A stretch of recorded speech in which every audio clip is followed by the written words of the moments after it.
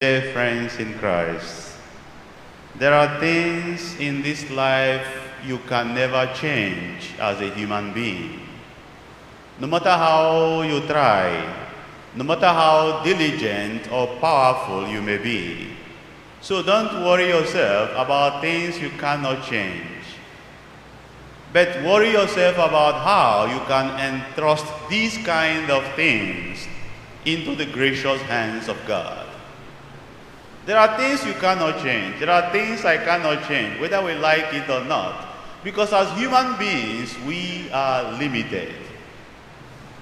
And as soon as we understand and accept this truth, then we will understand what Jesus is talking about in the gospel. Jesus in the gospel continues to expose to his disciples what awaits them. At this moment, we already know that Jesus was rejected many times by the Pharisees and the scribes. So Jesus was preparing the minds of his disciples. Hey, wait, don't expect that your vocation will be a bed of roses. No, your life will not be easy.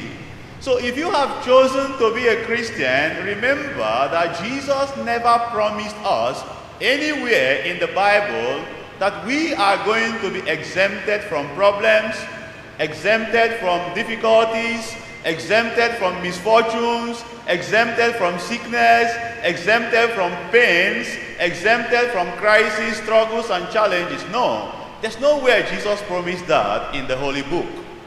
Nowhere. The only thing that Jesus promised is his presence.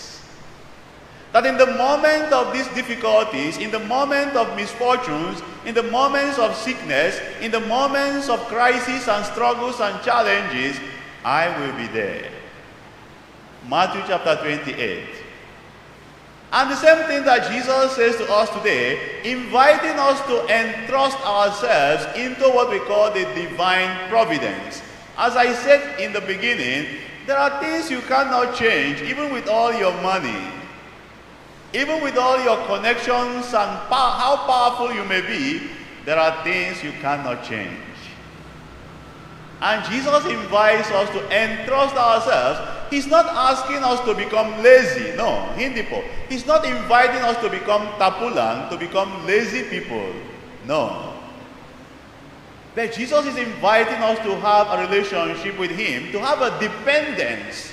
It's all about depending and trusting in God. When Jesus said, don't worry, ayaw kabalaka, do not worry about what you are going to say in the moment of your persecutions and crises. He's not asking us not to prepare ourselves. He's not asking us not to prepare ourselves, but he is asking us to do what we can do as human beings. Unya, we entrust the things we cannot do into the hands of God. Jesus is not asking us to become lazy. Mga estudyante, for instance, you say, no, I will not study anymore. On the day of exam, I will bring my ball pen for the priest to bless it.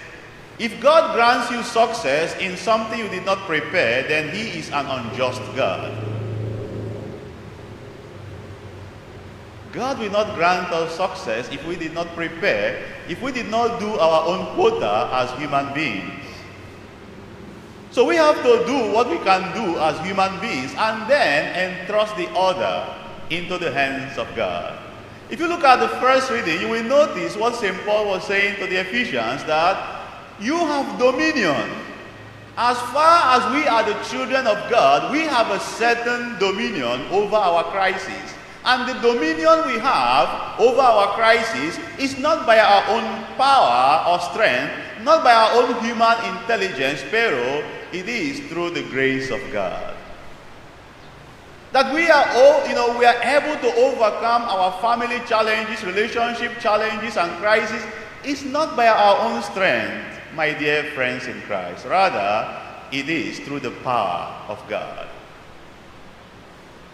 In the life of St. Teresa of Jesus, we know that at the age of 7, she ran away.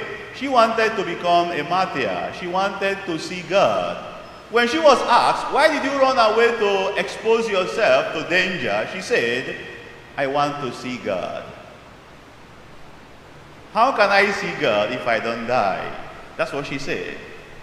So dear friends in Christ, the saint we are celebrating today is a saint who invites us to have a union, to have a communion, to have a fellowship with God.